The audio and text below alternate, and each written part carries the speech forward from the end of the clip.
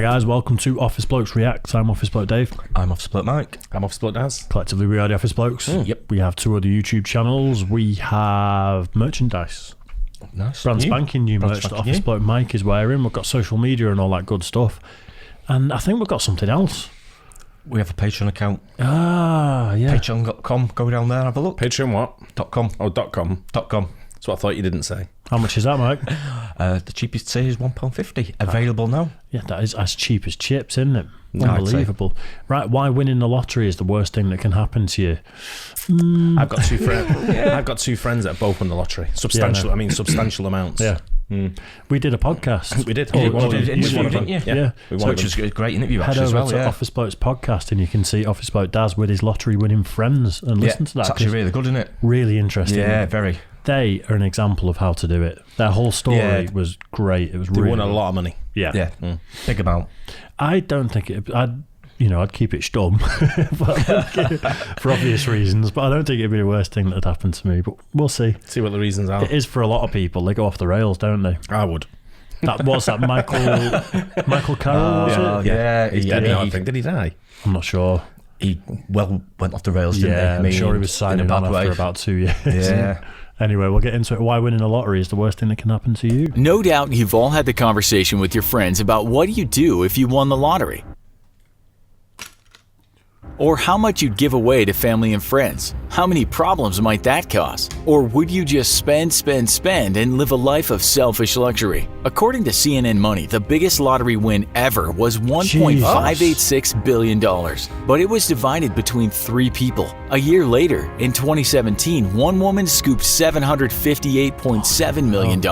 And she decided to take the lump sum of $480.5 million. If you don't know, you can take your win divided over a number of years or all at once. Sounds great, but tell us what you think about that after this episode of The Infographic Show, when winning the lottery was a horrible curse. You may have already seen the documentaries in which lottery winners find themselves surrounded by cunning relatives and friends suddenly emerging from the past, all wanting a piece of the pie. You'll know how it can tear families apart, which often sounds like a tale of biblical greed. These are sad stories for sure. The last one might even bring a tear to your eye. 10. Return of the Killer Lover. Aged 42, Doris Murray might have thought she was the luckiest woman alive when she picked up $5 million after winning the Georgia lottery in 2007. It said her plan was to start a trust fund for her grandchildren. But Murray only got to live with her winnings 1 year as her ex-boyfriend came back on the scene begging. She wasn't interested in getting back with him or sharing cash with him, and so he stabbed her to death.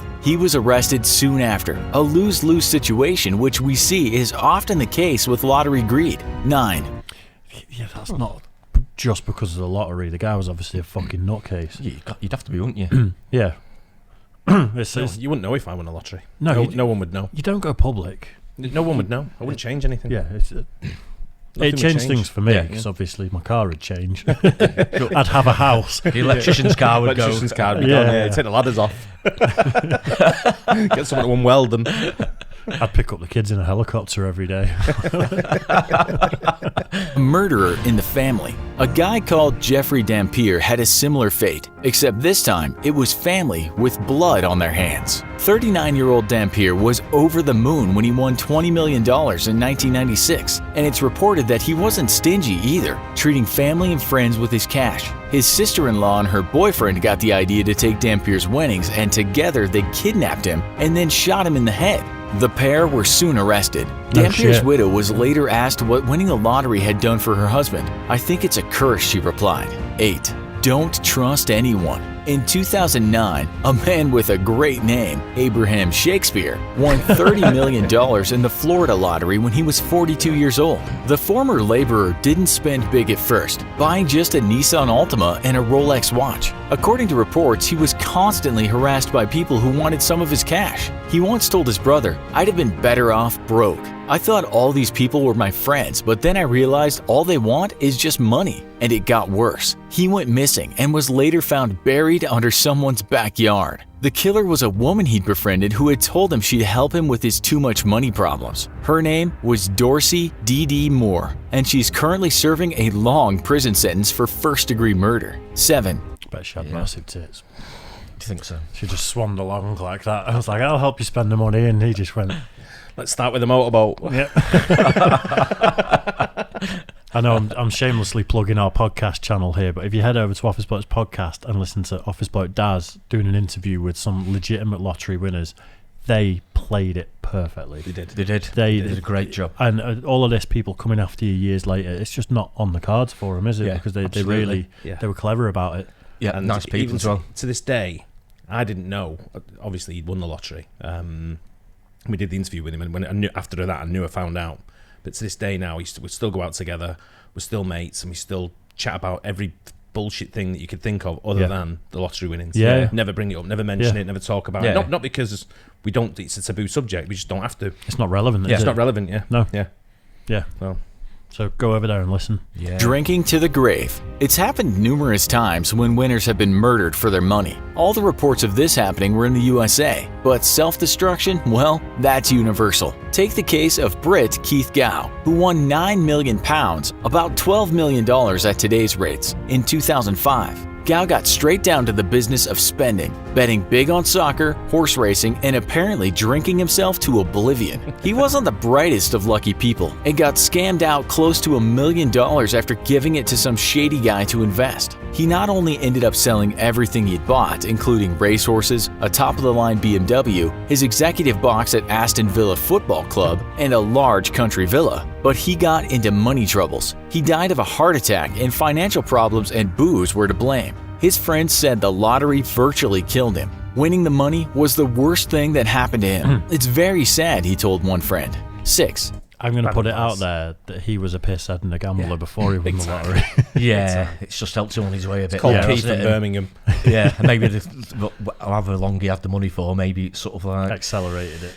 accelerated it, but maybe he enjoyed himself even more in that Yeah. time. No, I think I don't know. for a lot of people, you've got to go to work, so you can't be drunk all day. And then you take Yeah. work out the equation, and you've got all the money in the world What in you a gonna big do? house. Some people are just going to sit and drink all day. yeah, That's True. It happens, Yeah. doesn't it? Taking your own life. Then there's the story of Billy Bob Harrell, who won $31 million in the Texan lottery in 1997. He was followed around like many others by people with their hands out looking for some of his winnings. He didn't hide the fact that he was rich, though. It got so much for the poor guy that he moved and changed his phone number. He also made some terrible financial decisions, and things got worse when he got divorced. It seems it all got too much, and 2 years after he won, still with money in the bank, he put a gun to his own head. Prior to taking his own life, he said, "Winning the lottery is the worst thing that ever happened to me." 5. Losing everything you need. Another case was the curse of Jack Whitaker, a West Virginian who won a staggering $315 million in 2002. Wow. He wasn't too careful with his cash, having almost $500,000 stolen from his car where he kept a money-loaded suitcase. He later had another $200,000 stolen in a similar way.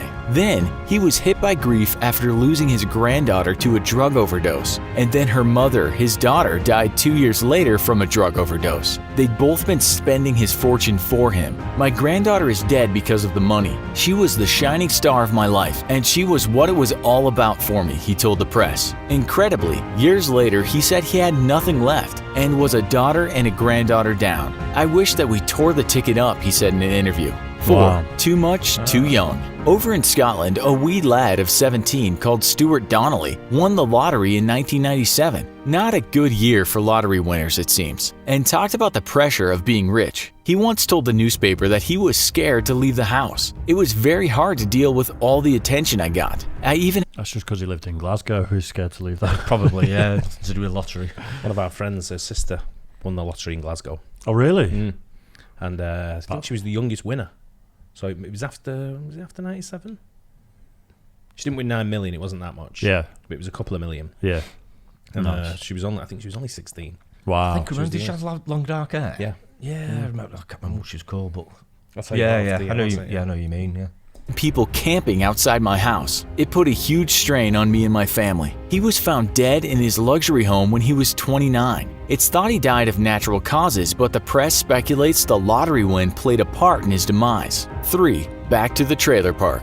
Here's another story of rags to riches and back to rags. Evelyn Basehor won $3.9 million back in 1985, but she had a taste for gambling. In 2000, she was back in a trailer park, saying she'd gambled all her money away. I won the American dream, but I lost it too. It was a very hard fall. It's called rock bottom, she said. 2. Thug life. Back in the UK, there's a man by the name Michael Carroll called a lottery lout by the press, which kind of means lottery thug. He even called himself King of Chavs. What is a chav? That's a long story, but we guess you could say a chav is a young hoodlum, but more of a white trash type of hoodlum. Yep. Anyway, this young delinquent won a massive £9.7 million in the UK lottery in 2002. At the time of his win, when he was just 19, he was working as a binman or trash collector and was still wearing an electronic tag so the cops could keep an eye on him. Winning didn't stop him from getting in trouble with the police. 10 years later, and all the money was gone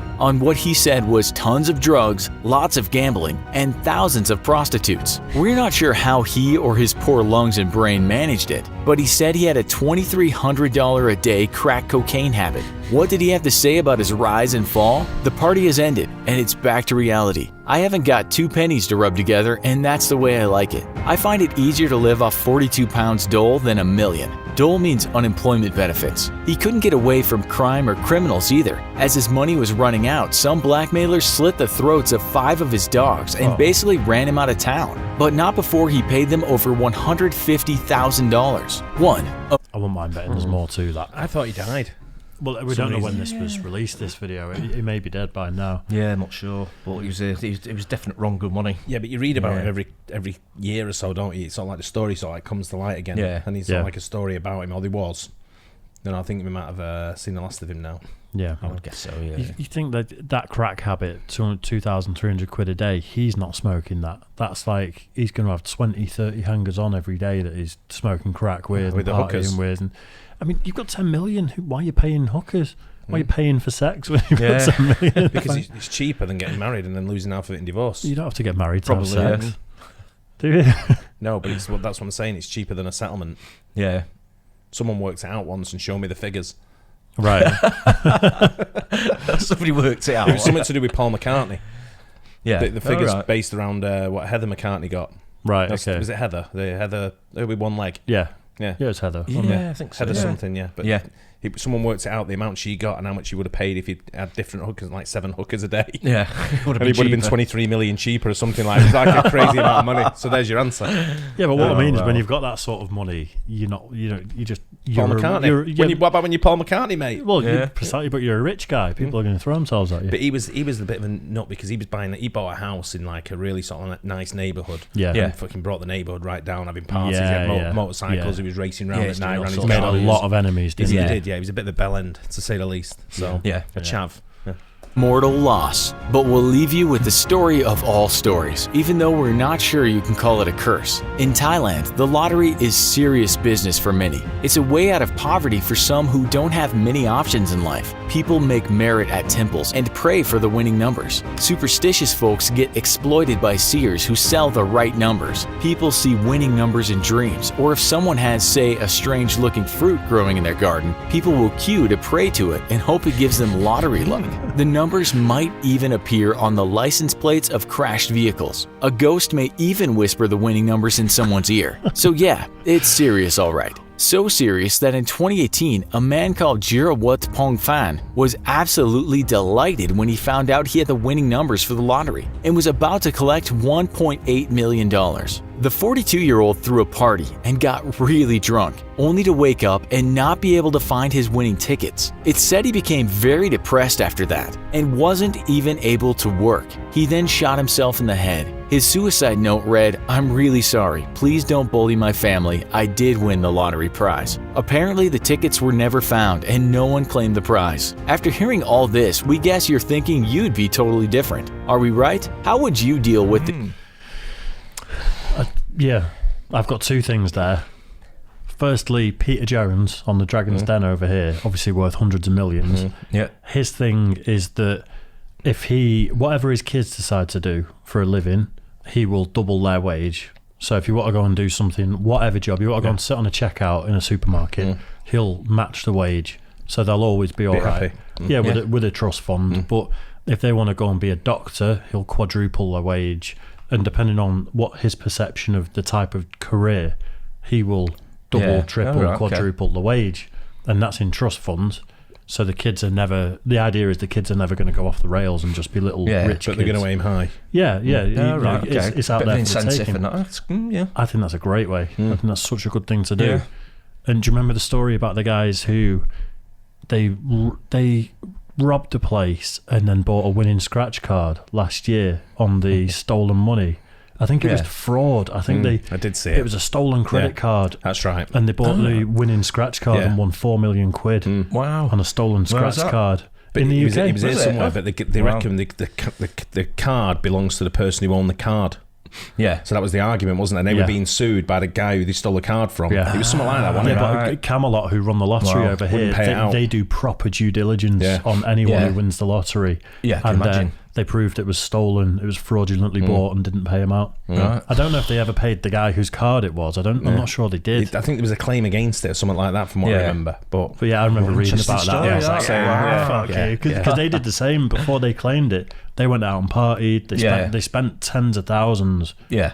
Got into loads of debt because they thought they'd won it. It was like, fuck you. Have you seen these people that go out? See these people that go out at weekends and they brag that they've won the lottery, and they tell everyone they've won the lottery, and they come up with like fake tickets, showing everyone they get in these clubs and they start partying. They run up bills for like 50 grand. They get borrowed like Lamborghinis for the weekend, and from the on the basis that they're going to claim it next week, coming next week or whatever.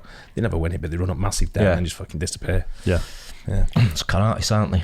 Pure and simple. Come man, to do it. Come man, I'm sure he won't do anything like that. No, not come man. Yeah, you wouldn't know you would never know if I won a lottery. Nothing would change. No, probably the best way, isn't it? Slightest little things, tweaks under the radar. No one would know. My address and my car would change, but I wouldn't suddenly be like dripping in Rolexes and diamonds, and I'm not that kind of person anyway. No, definitely.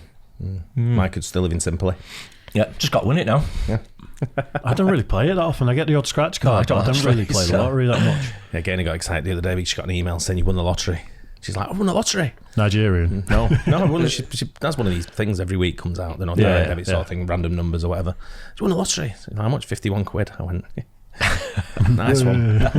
But then if you would have won 51 quid on a bet on the football, you would have been like, yes, I won 51 quid. Yeah, I'm buzzing, whatever a win. Yeah. It's just a thrill of willing, isn't it? Give it to the man. You're giving it to the man. Yeah, definitely. Yeah, it's very. I mean, we all think about winning the lottery. I talk to my dad about it all the time. And have you ever seen the movie Waking Ned? No. It's an Irish movie. It's got God, what's his name? He was on Cold Feet. John Thompson. James Nesbitt. Yeah.